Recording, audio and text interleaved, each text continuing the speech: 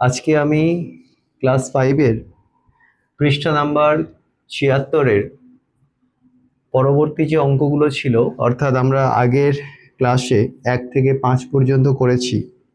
আজকে আমরা করব 6 থেকে 10 পর্যন্ত অঙ্ক। তো প্রথমে আমরা 6 দাগের অঙ্কে যাব। 6 দাগের অঙ্কে তোমরা প্রত্যেকে বইয়ে দেখবে শুভ্রা ও শুভ্রার মায়ের বর্তমান বয়সের সমষ্টি 50 বছর। বলছে শুভ্রা এবং শুভ্রার মায়ের বর্তমান বয়সের সমষ্টি 50 বছর। 10 বছর আগে তাদের বয়সের সমষ্টি কত ছিল? দেখো, এখানে বলছে শুভ্রা আর শুভ্রার মা দুজন, তাদের বর্তমানে যে বয়স, তাদের সমষ্টি কত? 50 বছর। 10 বছর আগে তাদের বয়সের সমষ্টি কত ছিল? আচ্ছা বলো তো, যদি কারোর বয়স এখন হয়, এখন বয়স যদি হয় 5 বছর, এখন বয়স 5, তাহলে 2 বছর আগে বয়স কত ছিল? তোমরা কি করে 2 বছর আগে বয়স কত ছিল? তাহলে এখন বয়স 5, তাহলে 2 বছর আগে কত ছিল? নিশ্চয়ই তোমরা কি করবে? 5 থেকে 2 বিয়োগ করবে, করলে কত? 3 বছর ছিল, হ্যাঁ কি না? এটাই আমাদের বের করব। তাহলে যদি কারোর বয়স এখন 5 বছর হয়, তাহলে 2 বছর আগে তার বয়স কত ছিল? আমরা কি করলাম? 5 থেকে 2 বিয়োগ করলাম, করে পেলাম কত? 3 বছর। তাহলে এখানেও আমরা এই একই নিয়ম কিন্তু প্রয়োগ করব। বলছে শুভ্রা আর শুভ্রার মা, তাদের দুজনের বয়সের এখন মানে বর্তমান সমষ্টি 50 বছর। তাহলে 10 বছর আগে তাদের বয়সের সমষ্টি কত ছিল? তো আমরা লিখবো, অঙ্কটা স্টেপ বাই স্টেপ করব। লিখবো যে এখন বর্তমান বয়সের সমষ্টি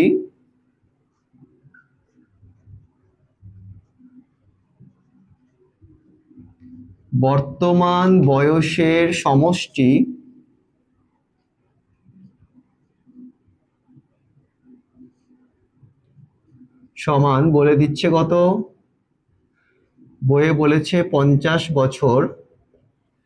এবারে আমরা লিখব কি, যে 10 বছর আগে, দেখো যদি কারোর এখন বয়স 5 বছর হয়, তাহলে 2 বছর আগে তার বয়স কি 2 কমে গেছে, তাহলে কত? 3 বছর ছিল। তাহলে 10 বছর আগে তাদের বয়সের সমষ্টি কত কমবে? শুভ্রারও 10 কমবে, শুভ্রার মায়েরও 10 কমবে। তাহলে দুজনের বয়স কত কমলো? 10 10, শুভ্রার 10 এবং শুভ্রার মায়েরও 10 বছর কমে গেল। তাহলে দুজনের বয়স 10 বছর আগে কতটা কমলো? শুভ্রার যদি 10 এবং শুভ্রার মা যদি 10 কমে যায়, তাহলে দুজনের বয়স কমলো কত? 10 যোগ 10 সমান 20 বছর কমলো। ঠিক আছে, তাহলে লিখবো 10 বছর আগে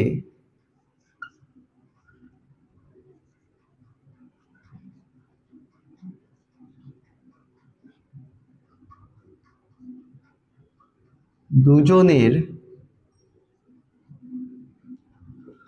মোট বয়স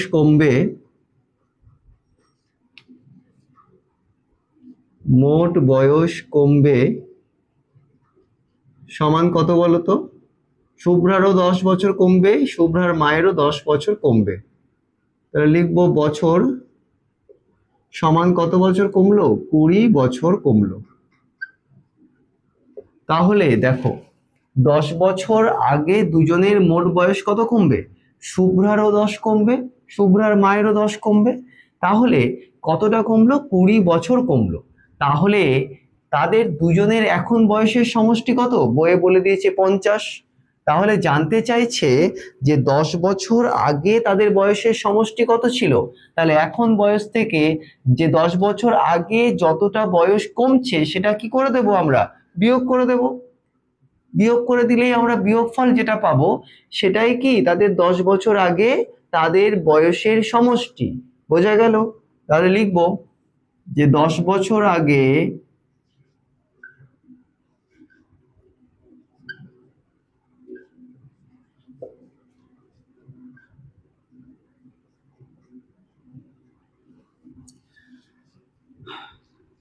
তাদের বয়সের সমষ্টি ছিল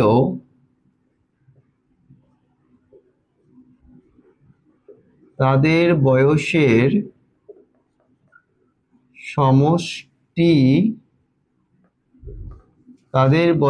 সমষ্টি ছিল সমান, বর্তমান বয়স কত? 50। 10 বছর আগে তাদের বয়স মোট কত কমছে? 20। তাহলে এখান থেকে বিয়োগ করে দেবো 20 বছর, লিখবো সমান 50 থেকে 20 বিয়োগ করলে কত?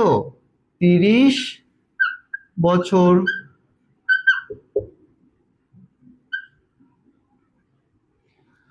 তাহলে এই হয়ে গেল কিন্তু আমাদের উত্তরটা শেষ। তাহলে 10 বছর আগে তাদের বয়সের সমষ্টি কত ছিল? 30 বছর। আশা করি এই অঙ্কটা তোমরা বুঝতে পেরেছো। তো আমরা চলে যাব পরবর্তী অঙ্কে।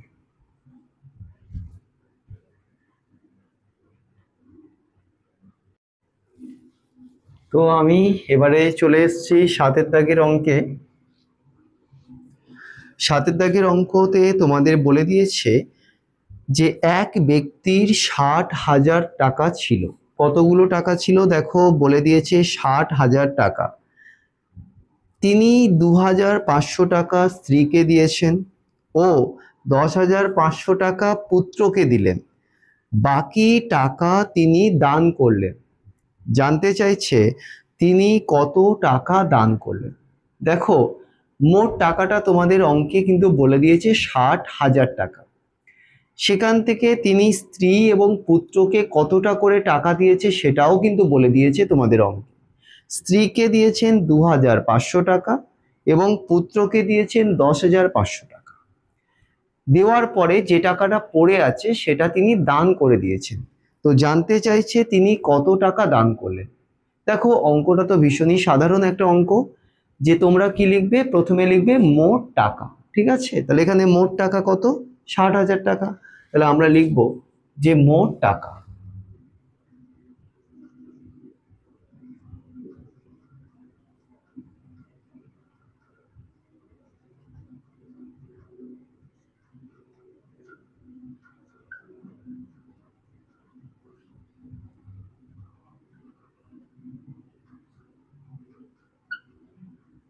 মোট টাকা 60,000 টাকা। এবারে আমরা লিখব যে স্ত্রী ও পুত্রকে মোট দিলেন কতটা। মোট মানে কি? যোগ করতে হয়। তাহলে আমরা স্ত্রী এবং পুত্রকে যতটা করে টাকা দিয়েছে বা যে পরিমাণ টাকা দিয়েছে সেই দুটো টাকাকে কি করব? আমরা যোগ করে দেব। দিলে মোট কতটা দিল স্ত্রী ও পুত্রকে বেরিয়ে যাবে। তো চলো আমরা করি। তো লিখব স্ত্রী ও পুত্রকে মোট দিলেন, স্ত্রী ও পুত্রকে মোট টাকা দিলেন।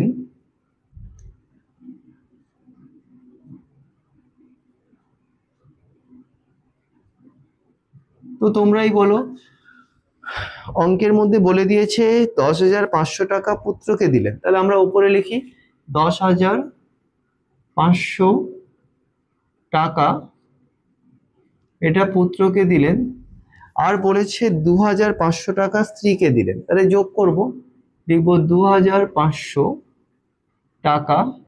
তাহলে মোট মানে যোগ করতে হয়। আমরা নিচে লিখব টাকা।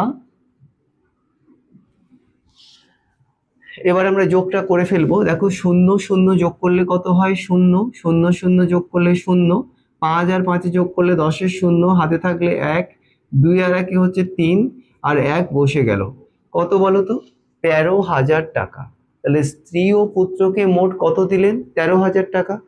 এই টাকাটা দেওয়ার পরে যেটা পড়ে আছে সেই টাকাটা কি করলেন? তিনি দান করলেন। তাহলে তিনি দান করলেন কত? দেখো, মোট টাকা থেকে এটা যদি বিয়োগ করে দিই, যে টাকাটা পড়ে থাকবে সেটাই তো তিনি দান করলেন, তাই তো? এটাই তো আমাদের বলেছে যে এক ব্যক্তি মোট তার কাছে ছিল এই টাকাটা, তিনি স্ত্রী ও পুত্রকে দিলেন মোট কত? এই টাকাটা। তাহলে এই স্ত্রী ও পুত্রকে দেওয়ার পর যে টাকাটা পড়ে আছে সেটাই তো তিনি কি করছেন? দান করছেন। তাহলে মোট টাকা থেকে যদি এই টাকাটা বিয়োগ করে দিই তাহলে কত টাকা দান করেছেন সেটা আমরা কি করতে পারবো? বের করতে পারবো। তাহলে লিখবো তিনি দান করলেন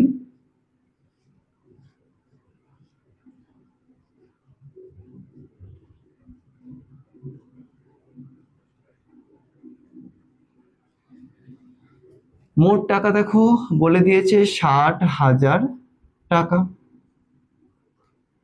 সেখান থেকে বলছে দান করেছেন কত, 13,000, বিয়োগ করে দেব 13,000 টাকা, বিয়োগ করব আমরা, নিচে লিখবো কি টাকা।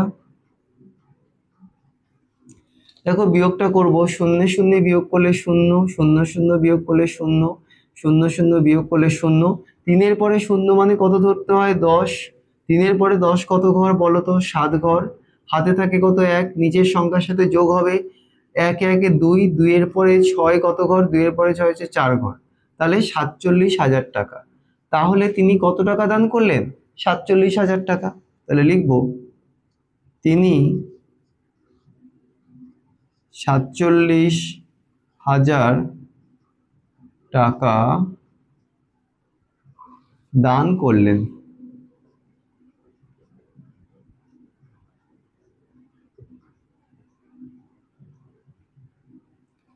ব্যাস, এই হয়ে গেল আমাদের 7 দাগের অঙ্কটা শেষ। আমরা চলে যাব পরবর্তী অঙ্কে।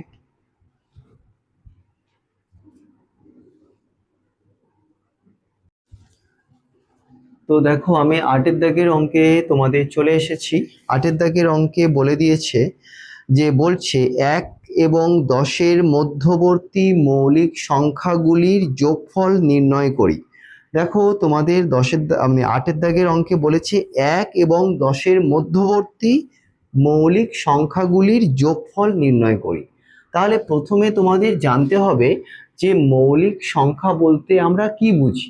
দেখো আমি বলেও ছিলাম আগের ক্লাসে যে মৌলিক সংখ্যা হলো এমন একটা সংখ্যা যে সংখ্যাকে আমরা 1 এবং সেই সংখ্যা দিয়ে ভাগ করতে পারি, অন্য কোনো সংখ্যা দিয়ে কিন্তু ভাগ করতে পারি না। কি বললাম বোঝা গেল? যে আমি আরেকবার বলছি যে মৌলিক সংখ্যা বলতে আমরা সেই সংখ্যাগুলোকে বুঝি যে সংখ্যাগুলো কেবলমাত্র 1 এবং সেই সংখ্যা দ্বারা বিভাজ্য, সেই সংখ্যাগুলোকে আমরা বলি কিন্তু মৌলিক সংখ্যা। যেমন ধরো 13, তো 13 এই সংখ্যাটাকে আমরা কি কি দিয়ে ভাগ করতে পারি। দেখো 13কে তো আমরা 13 দিয়ে ভাগ করলে কত হবে, 1 হবে। আবার দেখো 13কে আমরা 1 দিয়ে ভাগ করলে কত হবে, 1 13তে 13 হবে। তাহলে 13-র কি কি দিয়ে ভাগ করতে পারছি, 1 দিয়ে পাচ্ছি, 13 দিয়ে পাচ্ছি। কিন্তু তোমরা নিজেরা বলো তো 13কে আর কোনো কি সংখ্যা আছে যেটা দিয়ে আমরা 13কে ভাগ করতে পারি, পারি না। তার মানে দেখো 13কে কেবলমাত্র 1 দিয়ে পারলাম এবং সেই সংখ্যা মানে যে সংখ্যাটা দেওয়া রয়েছে 13, সেই সংখ্যা দিয়ে ভাগ করতে পারলাম। আর কিন্তু এমন কোনো সংখ্যা নেই যে সংখ্যা দিয়ে আমরা 13কে কি করতে পারি, ভাগ করতে পারি। তার মানে সেই অর্থে 13 তাহলে মৌলিক সংখ্যা। আমি যেটা বললাম যে যে সংখ্যাগুলোকে আমরা 1 এবং সেই সংখ্যা দিয়ে ভাগ বা বিভাজ্য করতে পারি তাকে বলে কি, মৌলিক সংখ্যা। তাহলে আমরা এবারে খুঁজবো যে 1 এবং 10-এর মধ্যবর্তী মৌলিক সংখ্যাগুলো কি কি। তো চলো আমরা লিখি, খুঁজি। লিখবো 1 এবং 10-এর মধ্যবর্তী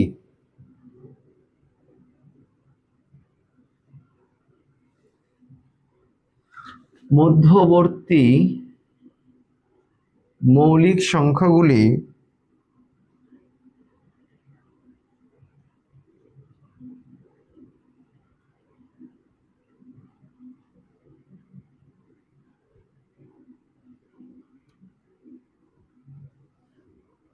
হলো কি কি। দেখো 1 তো মৌলিকও নয় যৌগিকও না, তাহলে কি কি হবে, দেখো 2, 3 হতে পারে, কত 2 এর পরে 3 এর পরে কি 5, 7, 2 3 5 7। আর কোনো সংখ্যা নেই কারণ 9 তো যাবে 3 দিয়ে যায়। তো আমরা এবারে পেলাম কি 2 3 5 আর 7। এবারে কি করব, এগুলোর যোগফল জানতে চাইছে, তাহলে যোগ করব। 2 যোগ 3 যোগ 5 যোগ 7, তাহলে কত হচ্ছে বলো তো, 3 আর 2 যোগ করলে কত, 5, 5 আর 5 এ 10, 10 আর 7 কত, 17। তাহলে এখানে জানতে চাইছে যোগফল কত, অতএব দিয়ে লিখব যোগফল সমান 17। এই হয়ে গেল কিন্তু আমাদের 8 দাগের অঙ্কটা শেষ।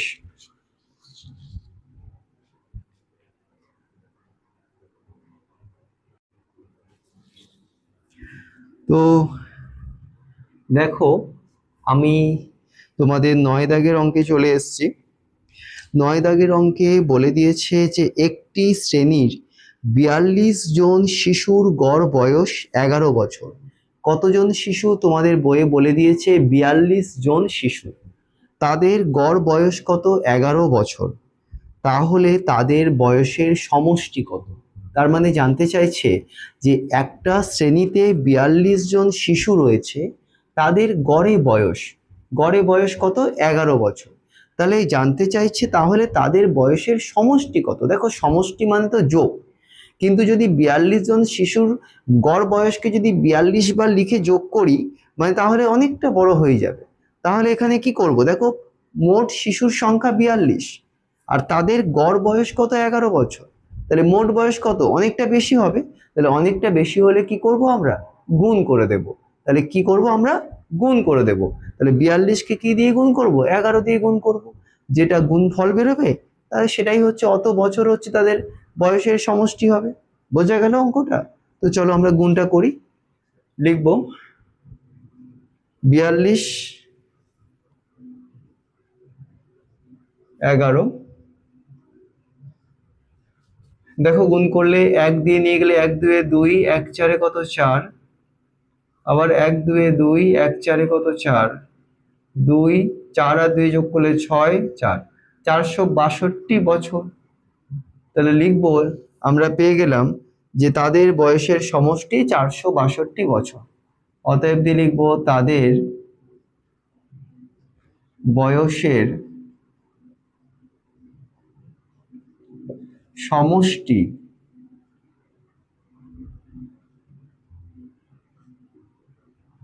462 বছর। এই হয়ে গেল কিন্তু আমাদের 9 দাগের অঙ্কটা শেষ।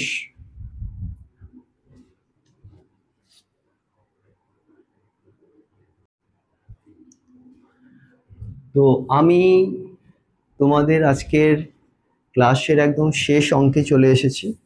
দেখো, শেষ অঙ্কটা বলছে একটি সৈন্যদলের 2580 জনকে এক জায়গায় প্রশিক্ষণে পাঠানো হলো। ঠিক আছে, দেখো বলছে একটি সৈন্যদলের 2580 জনকে এক জায়গায় প্রশিক্ষণে পাঠানো হলো। 1270 জনকে আরও এক জায়গায় প্রশিক্ষণে পাঠানো হলো। বাকি 8000 জনকে পরে প্রশিক্ষণে পাঠানো হবে। ওই সৈন্যদলে মোট সৈন্য সংখ্যা কত? দেখো, একটা সৈন্য দল রয়েছে, ঠিক আছে, সেখানে 2580 জনকে প্রশিক্ষণে অলরেডি পাঠানো হয়ে গেছে। 1270 জনকে আরও এক জায়গায় প্রশিক্ষণেও পাঠানো হয়ে গেছে। আর বাকি রয়েছে 8000 জন, এদেরকে পরে প্রশিক্ষণে পাঠানো হবে। তাহলে ওই সৈন্যদলের মোট সৈন্য সংখ্যা কত? তার মানে মোট কথাটার মানে কি? আমরা যোগ করে দেব। তাহলে আমরা সবগুলো যদি যোগ করে দিই তাহলে আমরা কি পেয়ে যাব? মোট সৈন্য সংখ্যা পেয়ে যাব। তো চলো আমরা যোগটা করে ফেলি। প্রথমে লিখব 2580 জন,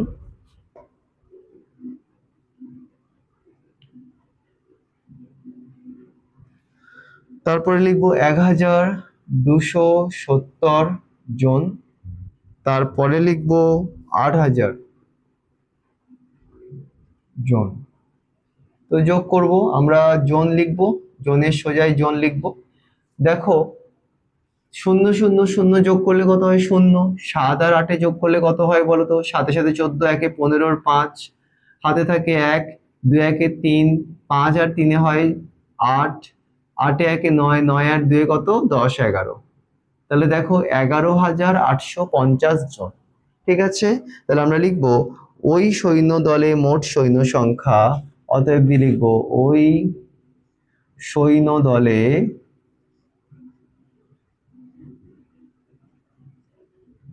মোট সৈন্য সংখ্যা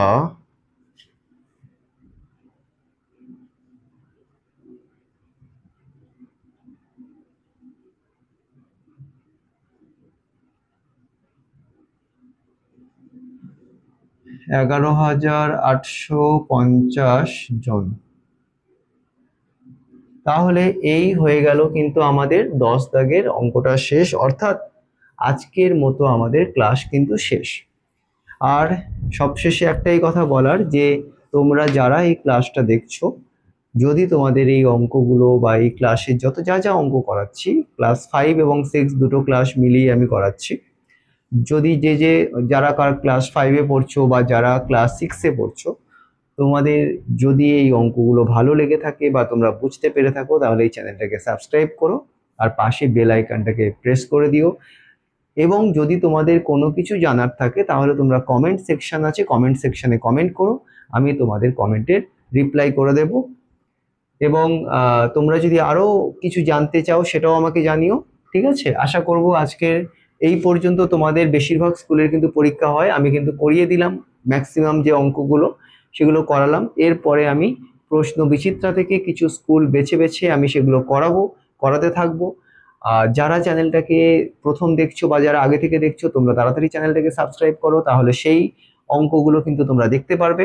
thank you so much for watching the class today.